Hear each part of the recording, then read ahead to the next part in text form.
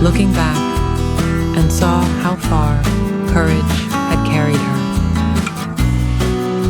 At the top, realizing the greatest victory was within.